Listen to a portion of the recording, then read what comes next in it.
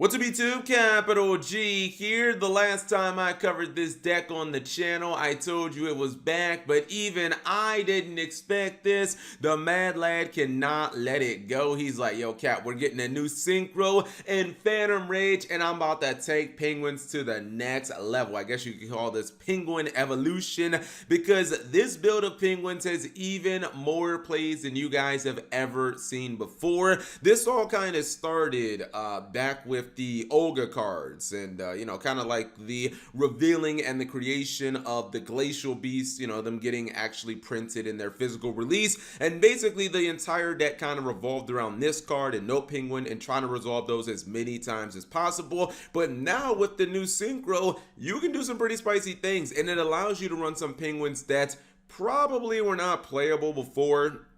OG cards like Penguin Soldier, which I mean, if you guys don't know, that card was released in starter deck Pegasus. So we're going back to what, maybe 2003 or something like that, 2004 at the latest. You basically get access to a lot of Penguins that you really couldn't play before because of the new synchro, and it gives you disruptive options as well, which this deck's definitely needed. And by mixing in some other cards, you get even more water power plays, so you guys will see that. First duel is going to be up against the Invoked deck. I believe it's a Shadow build of Invoked. Opens with Alistair.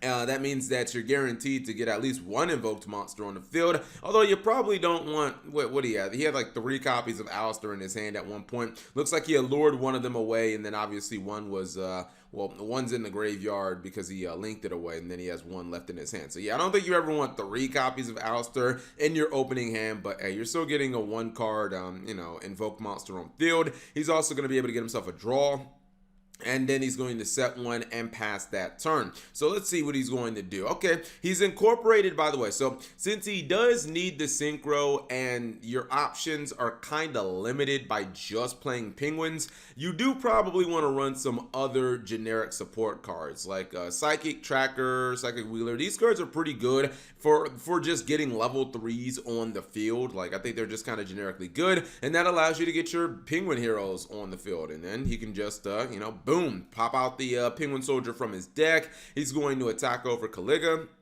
And now he has a disruptive option when his opponent tries to use that Alistair. Guess what? You get double bounce. Now, I'm not sure if that'll win you the game, but it's just, it's solid disruption, and it's not completely reliant on the graveyard as the other builds of Penguins were. So, gets a nice couple bounces right there. Says bye-bye to the Almirage and bye-bye to the Alistair, although he can still, summon an invoked monster. That's perfectly fine.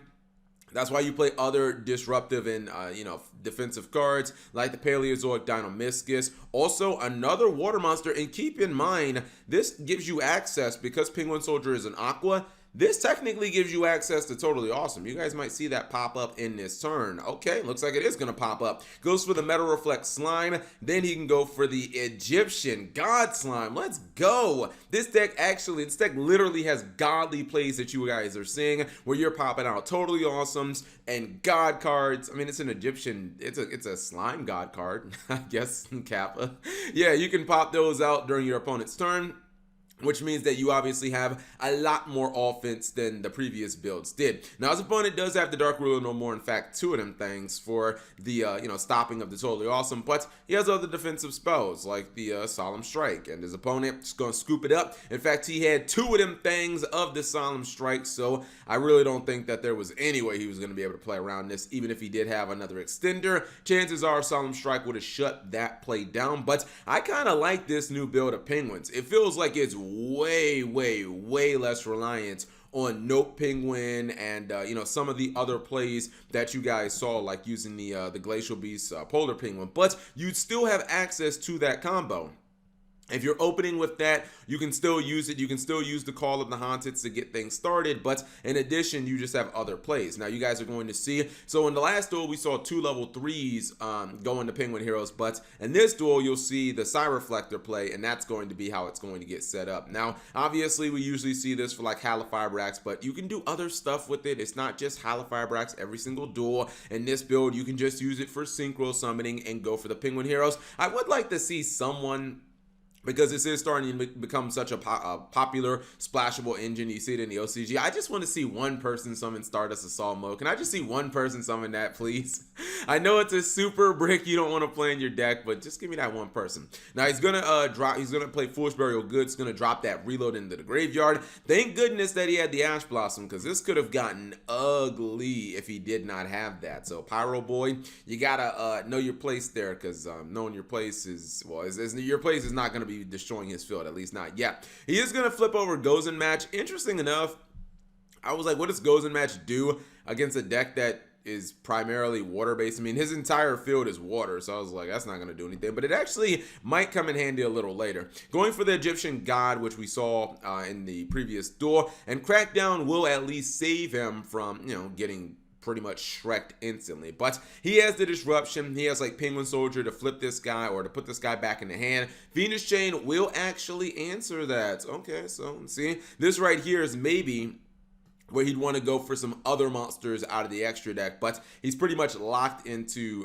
you know, like water at this point. So maybe you could bust out some spicy Brionic or something like that. That would be an option, but no, he's gonna go for Penguin Heroes. That's gonna trigger the Note Penguin. So we are seeing Note Penguin used, as we saw in, you know, some of the earlier builds, and it is still something. We see Coral Anemone. This is pretty much, this used to be the combo, the core combo, and he is going to get the Egyptian God Slime off the field. Now the thing is, Pyro Boy's not done. Look at this. Just so happens to have 3 continuous spells and traps on the field, and that means we're gonna summon a Sacred Beast. You want to counter a god, you gotta summon a Sacred Beast. Gonna summon that Uriah, and oh my goodness, the field nuking is online, since he did send that copy Volcanic Reload to the graveyard, which I think he may have already banished it. Yeah, I think he already banished it. I think there should be 2 of these guys in here in the graveyard. Yeah, he will go ahead and activate the copies of Scattershot. That means bye-bye to your field. You can summon that Note Penguin back. I mean, he'll bounce this, like, so, I mean, that's something, I guess. But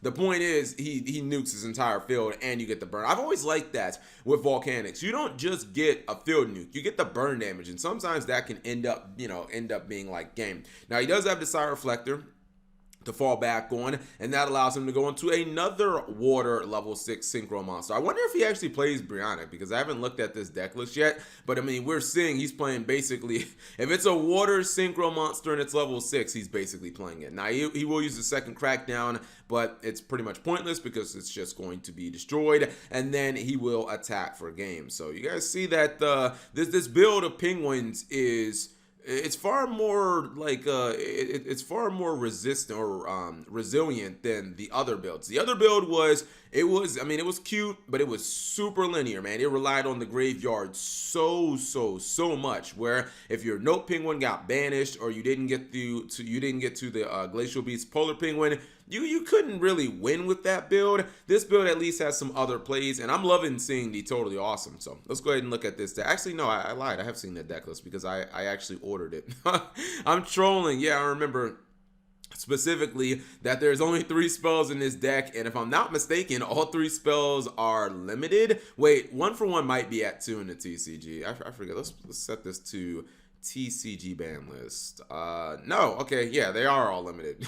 My bad, bro. I don't know why I was thinking maybe it's in the OCG that 1 for 1 is, what's it called, that 1 for 1 is semi-limited. But you guys see, you're seeing some of the core cards from the original build, of course, the Polar Penguin and then the Note Penguin. But this build also, you know, adding the Penguin Soldier. That was not something that you saw before in the deck, but now Penguin Soldier can be summoned from the deck. And it's not the worst card if your opponent makes a turn 1 board. Like if you open with, let's just say, Penguin Soldier and Solemn Strike, which he is maxing out on, it's not the worst card to set. I know it sounds incredibly like old school to think like you would set a monster against a big strong board, but if your opponent has a big Adamantipator board and you just set these 2, they attack with something, you go Penguin Soldier, activate the effect targeting 2 other monsters that have not attacked, chances are they will use some type of negation on your Penguin Soldier, and then that's when you sound like they might use Borreload Savage Dragon.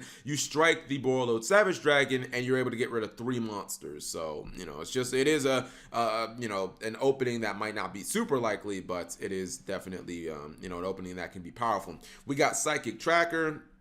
We also have the psychic, people used to call this psychic weed dealer, but psychic wielder.